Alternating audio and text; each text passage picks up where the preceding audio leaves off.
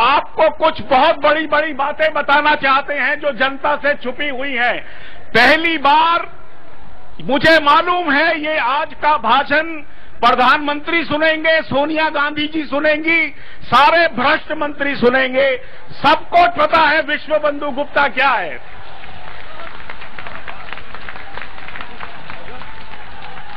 और मैं अपनी बात और आप लोगों की बात वहां तक पहुंचाने के लिए एक एक चीज का आज खुलासा कर दूंगा। सुब्रमण्यम स्वामी जी मेरे दोस्त हैं, उनसे ज्यादा मैंने लड़ने वाला आदमी नहीं देखा, मुझे पता है।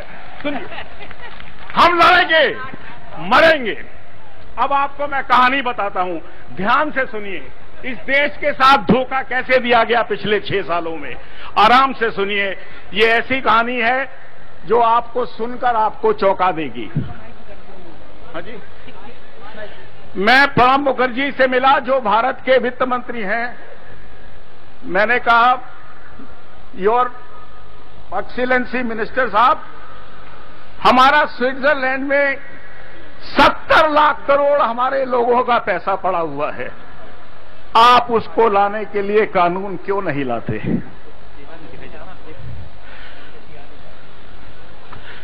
बोले, विश्व बंधु तुमको मालूम नहीं है, स्विट्जरलैंड के भी कानून हैं, उस कानून के अंदर वो हमको ना नाम बताएंगे ना पैसा देंगे। सुनता रहा, एक हिजड़े की बात सुनता रहा।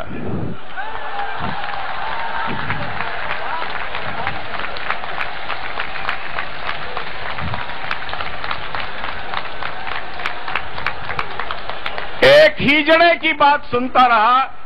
मन में आया, मेरे माँ बाप अंग्रेजों की आजादी में जेल गए थे, ये हिजड़ा यहां बैठा क्या कर रहा है?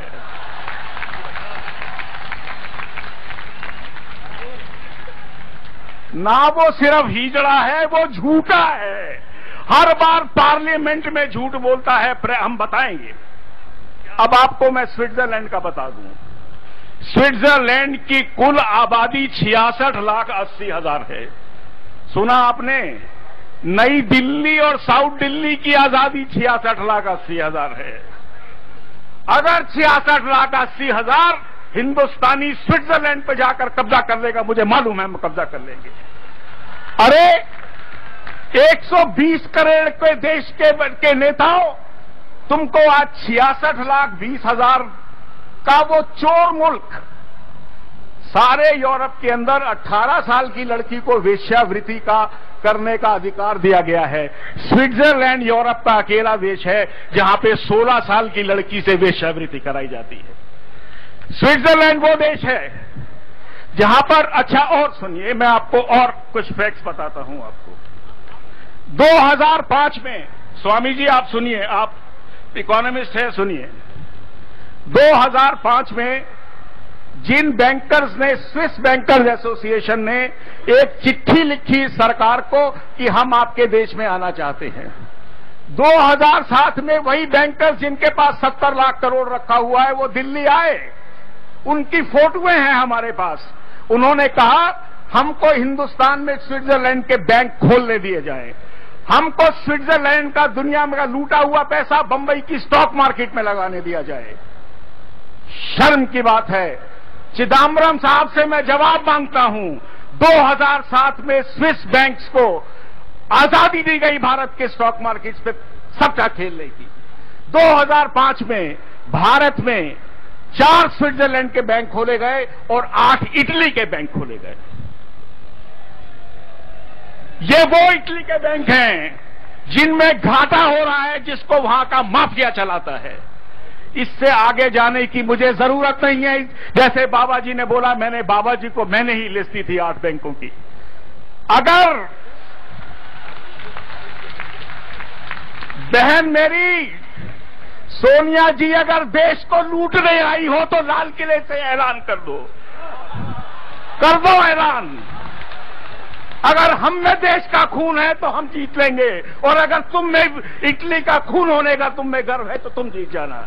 एक बार ये लड़ाई आर पार की हो ही जाए तो अच्छा है। ये लड़ाई ज्यादा दिन नहीं चल सकती। मैं रोज टेलीविजन के आगे घुट घुट कर नहीं मर सकता इस देश के भ्रष्टाचार से। मैं तंग आ गया हूं, मैं बिल्कुल तंग आ गया हूं। बोलो भारत माता की, भारत माता की, भारत माता की। एक बात और बोलो, स्विस लुटेरों पे मैं बोलूंगा पैसा, आप बोलो वापस दो, वापस दो। स्विस लुटेरों पैसा, स्विस लुटेरों पैसा। इतनी जोर के आवाज लगाओ कि ज़्यूरिख पहुंचे। आपको कुछ हसन अली का खुलासा करता हूं। इनकम टैक्स डिपार्टमेंट जिसमें मैं कमिश्नर था, उसने पूना में छापा मारा। छापे में एक लैपटॉप पकड़ा गया जिसमें 17 नाम थे। एक नाम पढ़ा जा सकता था अदनान कशोगी का, बाकी 16 नाम कोडिट थे, समझ नहीं आ रहे थे। हमारे अफसर थक गए। उन्होंने कहा कि साहब ये नाम नहीं पता लग रहे। एक आदमी ने, एक ईमानदार ऑफिसर ने स्विट्जरलैंड को चिट्ठी लिखी, आप इन लोगों के नाम बता दीजिए। और कुछ हुआ ऐसे, उन्होंने कहा हम ये नाम देने को तैयार हैं अगर आपके वित्त मंत्री हमको चिट्ठी लिखते। सुनिए जरा, इस देश के चिदम्बरम का कैरेक्टर देखिए आप। वो आदमी को इस्तीफा देना पड़ेगा। हम आपको उसका कैरेक्टर बताते हैं, हम चिदम्बरम का कैरेक्टर बताते हैं। चिदम्बरम ने क्या किया, 17 आदमियों की लिस्ट लिखी। मुझे कारण मालूम नहीं उन्होंने चिट्ठी क्यों लिखी, लेकिन लगता है उनके मन में घूस खाने का लालच आया।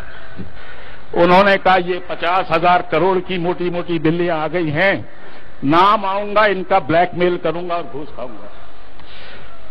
इतिहास भी आदमियों से क्या क्या करा देता है। चिट्ठी लिखी गई, हसन अली के अकाउंट निकले, 17 नाम आए, लेकिन चिदम्बरम की किस्मत का घड़ा फूट गया। उसमें 3 पॉलिटिशियंस के भी नाम थे। आपको नाम भी बता देता हूं, विलासराव देशमुख का नाम था जो कैबिनेट मिनिस्टर है। अब आप सुनना ही चाहते हो तो सुन लो सारी बात को। दिल्ली की मैं इसको संसद मानता हूं, हिंदुस्तान की संसद मानता हूं।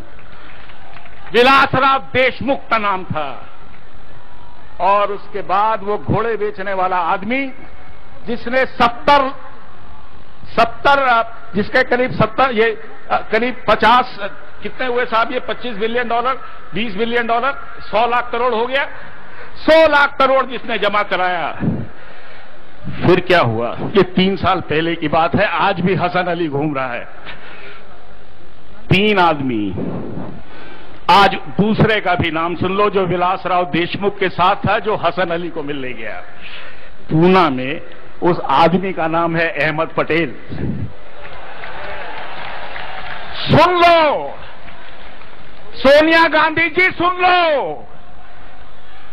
बॉम्बे की पुलिस के पास वीडियो फुटेज है उन तीनों पॉलिटिशियंस की जो पूना में रोज रात को मिलते थे। मैं अहमद पटेल से पूछना चाहता हूं, पता नहीं कितने लोग जानते हैं, वो हमारी यूपीए की चेयरमैन के राजनीतिक सलाहकार हैं। मैं नहीं जानता वो कौन सी राजनीति समझाते हैं, क्योंकि उनकी मीटिंग सोनिया गांधी से रोज रात को 12 से 2 बजे के बीच में होती है। भारत के इतिहास में पहली बार मैंने राजनीतिज्ञों को रात को 12 से 3 बजे तक इकट्ठे अकेले बैठे देखा है। अरे उल्लू बैठ जागते हैं उस समय तो। ये सोनिया गांधी जी बताएं, ये अहमद पटेल बताए कि हफ्ते में कम से कम 2 या 3 बार जब सोनिया गांधी का फोन आता था तो अहमद पटेल रात को 12 बजे गाड़ियां बदल बदल कर छुपने 10 जनपद किस लिए जाते थे, क्या होता था, क्या हिसाब तय होता था, क्या पैसे की बात होती थी, सारी दिल्ली को मालूम है। सुब्रमण्यम जी बैठे हैं। आज ये देश डिपार्टमेंटल स्टोर है। दिल्ली, हिंदुस्तान के इतिहास में इस सरकार ने वाइस चांसलर की पोस्ट भेजी। राज्यसभाएं बिक रही हैं 35 करोड़ की, हर चीज बिकी। और बिकते बिकते यहां तक आ गया, इस मुल्क की जमीन भी सरकार ने बेच दी। हसन अली हमको मालूम है दाऊद का आदमी है। दाऊद का वो ही क्यों है? 2G स्कैम में आपने शाहिद बलवा का नाम सुना? शाहिद बलवा पे 2G स्कैम ने एक आदमी के कारण आज मुल्क में मैं खड़ा होकर बोल पा रहा हूं, वो है सुप्रीम कोर्ट के chief justice of India Kapadia, जो एकदम निहायत ईमानदार आदमी है। मैं चाहता हूं, मैं बोलूंगा, कपाड़िया जी आप हैं, जिंदा रहें। कपाड़िया जी, कपाड़िया जी, कपाड़िया जी। उस आदमी ने मजबूर किया सीबीआई को, आप जाइए, अनिल अंबानी को पकड़िए, टाटा को पकड़िए, शाहिद बलवा को पकड़िए, वीडियोकॉन के दूत को पकड़िए, एसआर के रुइया को पकड़िए, इनको लेकर आइए और आज सब चक्कर काट रहे हैं। लेकिन हुआ इसके बाद कुछ और भी। शाहिद बलवा के यहां जब छापा पड़ा तो बहुत बड़े बिल्डर हैं, वो पहले सड़क पर चलते थे थोड़े दिन पहले, उनके पास कागजों में शरद पवार के कागज मिले, हजारों करोड़ घूस के।